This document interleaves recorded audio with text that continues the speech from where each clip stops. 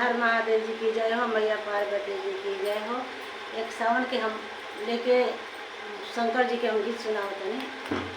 आप लोग जरूर सुनो जा। अच्छा लगे तो कमेंट बॉक्स में जरूर बताइएगा। सुनिए। अरे बीते पथल पर जिंदगी नया राम लागता, बीते पथल पर जिंदगी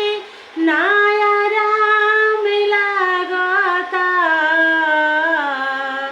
आ कहिया घर बनवैब भोला बाबा घाम लागता, कहिया घर बनवैब भोला बाबा घाम लागता, गतरे गतर चुए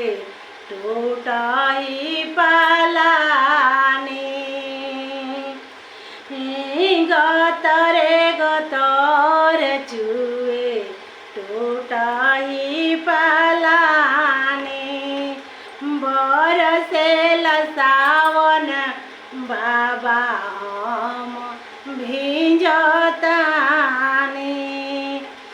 नशा में भांग धतुर रोज काम लागता, नशा में भांग धतुर के रोज काम लागता, आ कहिया घर बनवैब भोला बाबा घाम लागता, कहिया घर बनवैब भोला बाबा घाम लागता, झूठों के लवले बाड़ मेलाया सावन में, सोनवा के लंका दहन कोई दिहला रावण के,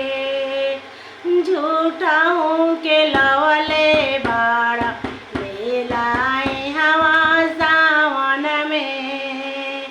सोनवा के लंका दहन कोई दिहला रावण के, सेवा राउर ढेर काम धाम लागता, सेवा राउर काम धाम लागता, कहिया घर बनवैब भोला बाबा घाम लागता, कहिया घर बनवैब भोला बाबा घाम लागता, बीते पथल पर जिंदगी नया राम लागता, बीते पथल पर जिंदगी नया राम लागता, कहिया घर बनवैब भोला बाबा घाम लागता,